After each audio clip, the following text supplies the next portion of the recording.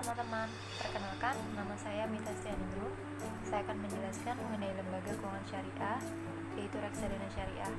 Untuk teman-teman yang belum mengetahui apa itu reksadana syariah, kemudian bagaimana terbentuknya, awal mula terbentuknya, kemudian apakah aman reksadana syariah dijadikan sebagai sebuah wadah berinvestasi bagi teman-teman sebagai pelajar, silakan dilihat video ini sampai habis. Terima kasih. Reksadana memiliki arti sebagai sebuah wadah di mana masyarakat dapat menginvestasikan dana atau hartanya ke dalam portofolio efek kepada pengurus reksadana, yaitu manajer investasi. Berbeda dengan saham yang dikelola secara langsung oleh investornya, sehingga investor harus meluangkan waktu serta harus jeli memperhatikan pergerakan pasar saham. Untuk teman-teman yang ingin terjun ke dunia saham tapi belum terlalu mengetahui tentang saham itu sendiri, sangat dianjurkan untuk memulai investasinya di reksadana. Reksadana terbagi menjadi dua jenis, yaitu reksadana konvensional dan reksadana syariah. Reksadana konvensional dapat berinvestasi di semua efek keuangan seperti saham, obligasi, dan deposito, sedangkan reksadana syariah hanya dapat berinvestasi di efek keuangan seperti saham, obligasi, dan pasar uang yang tentunya harus sesuai dengan prinsip syariah. Reksadana di Indonesia pertama kali diterbitkan pada tahun 1997, tepatnya pada tanggal 3 Juli, oleh PT Dana Reksa Investment Management. Selanjutnya, pada tanggal 3 Juli tahun 2000, Bursa Efek Indonesia bekerjasama dengan PT Dana Reksa Investment Management meluncurkan Jakarta Islamic Index yang bertujuan untuk memandu para investor yang ingin menginvestasikan dananya secara syariah. Saat peluncuran indeks tersebut, para pemodal telah disediakan saham-saham dengan prinsip syariah yang dapat dijadikan sebagai sarana berinvestasi secara syariah. Kemudian pada tanggal 18 April 2001, Dewan Syariah Nasional Majelis Ulama Indonesia atau disingkat dengan DSN MUI mengeluarkan sebuah fatwa yang berkaitan langsung dengan pasar modal, yaitu fatwa tentang pedoman pelaksanaan investasi untuk reksadana syariah, yang di dalamnya terdapat isi mengenai akad yang digunakan dalam berinvestasi, yaitu akad wakalah, perjanjian antara pemodal dengan manajer investasi, dan akad mudharabah, yaitu menyerahkan harta kepada pihak lain dengan ketentuan bahwa keuntungan yang diperoleh akan dibagi hasilnya dengan kedua belah pihak sesuai dengan syarat-syarat yang telah disepakati, dan nantinya kerugian akan ditanggung oleh pemilik dana tersebut. Perbedaan antara reksadana konvensional dengan reksadana syariah yaitu adanya proses cleansing dan screening pada reksadana syariah. Yang dimaksud dengan proses cleansing dan screening yaitu proses pembersihan dan filterisasi pendapatan yang tidak halal atau tidak sesuai dengan prinsip syariah. Contohnya seperti bunga bank. Kemudian perbedaan lainnya terdapat pada pengawas dari reksadana tersebut. Reksadana konvensional hanya diawasi oleh OJK atau Otoritas Jasa Keuangan, sedangkan reksadana syariah diawasi oleh Otoritas Jasa Keuangan dan Dewan Pengawas Syariah. Sampai saat ini, reksadana syariah merupakan salah satu lembaga keuangan syariah yang cepat berkembang di dalam sistem ekonomi Islam. Hal tersebut dikarenakan para investor yang menginginkan dananya ditempatkan atau diinvestasikan pada sektor yang berbasis syariah, mempercayai reksadana syariah sebagai salah satu alternatif pilihan untuk berinvestasi. Sekian penjelasan tentang reksadana syariah dari saya. Berikutnya akan dijelaskan oleh teman saya tentang cara pendaftaran reksadana syariah. Perkenalkan, nama saya Cika Sina. Saya dari kelompok reksadana 1 syariah. Saya di sini ingin menunjukkan cara pendaftaran reksadana syariah melalui aplikasi Bibit. Ada beberapa syarat yang harus disiapkan untuk registrasi bibit. Di antaranya 1. ektp asli, 2. wajah, 3. nomor HP yang valid, 4. alamat email yang valid, dan PIN yang akan kita gunakan. Jika kita telah mempersiapkan syarat-syarat yang diperlukan untuk mendaftar reksadana di Bibit, selanjutnya kita mendownload aplikasinya di Play Store atau App Store. Jika sudah kita download, kita membuka aplikasi dan klik register. Setelah kita klik register, Bibit akan memberikan 6 pertanyaan yang wajib kita jawab dengan benar sesuai dengan data yang kita miliki.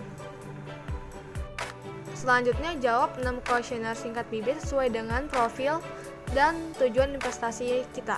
Selanjutnya, setelah menjawab 6 pertanyaan ini, kita akan mengetahui profil risiko masing-masing dan bisa melanjutkan registrasinya.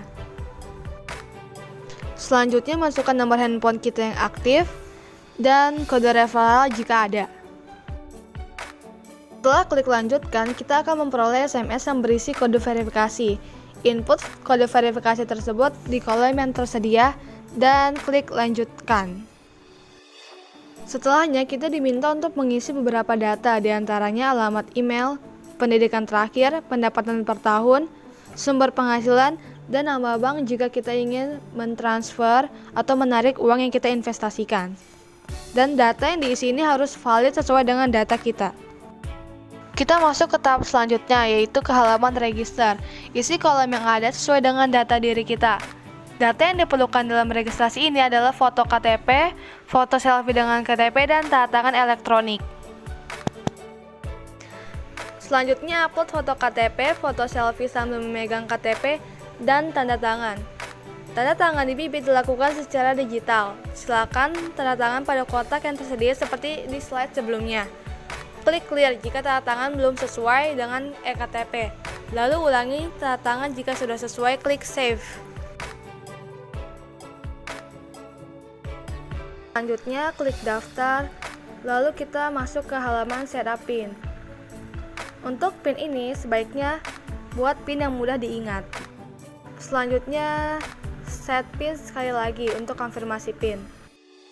Setelah konfirmasi PIN, silakan buka email yang sebelumnya sudah kita daftarkan dan klik verifikasi email.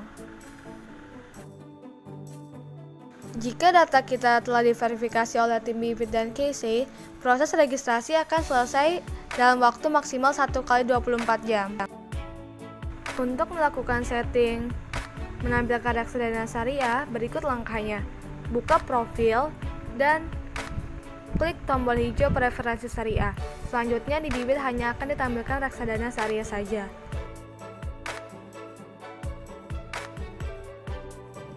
Perkenalkan, nama saya Yosi Divya Marwati. Di sini saya akan menjelaskan mengenai manfaat dan tujuan transaksi reksadana bagi pelajar. Manfaat transaksi reksadana. Yang pertama, return investasi reksadana yang relatif lebih tinggi. Return atau imbal hasil yang ditawarkan oleh investasi reksadana adalah sebesar 8 hingga 20% per tahunnya. Namun, return ini tergantung dari jenis reksadana yang kamu pilih.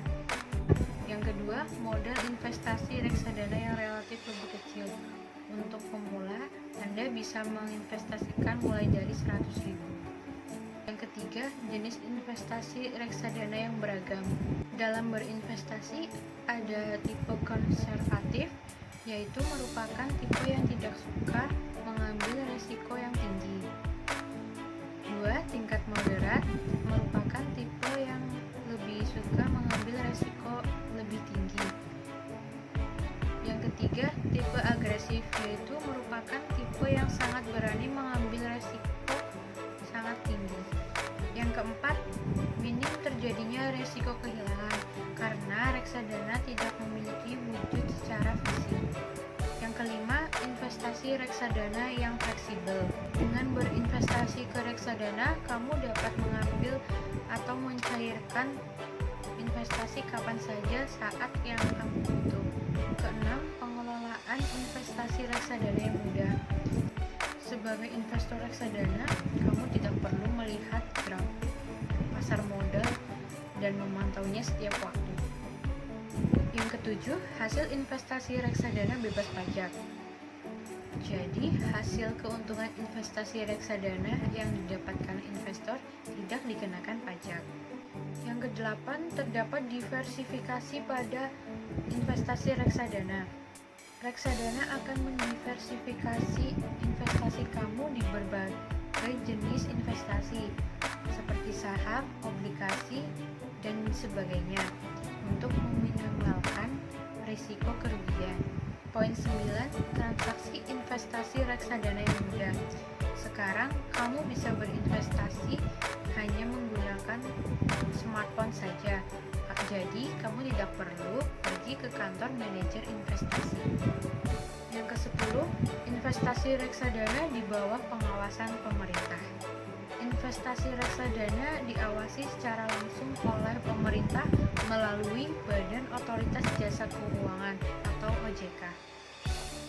Tujuan finansial yang realistis bagi pelajar adalah uang yang diinvestasikan dapat dijadikan modal setelah lulus atau melanjutkan pendidikan.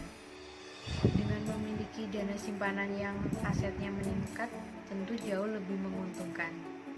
Untuk itu, bagi pelajar dan mahasiswa tidak perlu takut untuk berinvestasi, terlebih setelah membaca informasi mengenai cara berinvestasi reksadana bagi pelajar dan mahasiswa. Assalamualaikum warahmatullahi wabarakatuh. Perkenalkan, nama saya Reka Wahyuni. Sebelumnya teman-teman saya sudah menjelaskan tentang reksadana syariah, cara pendaftaran reksadana syariah, serta tujuan dan manfaat reksadana syariah.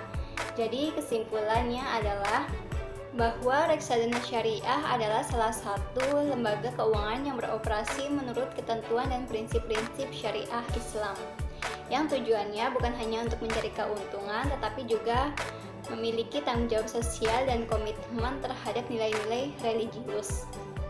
Reksadana syariah tidak jauh berbeda dengan makna reksadana yang pada umumnya.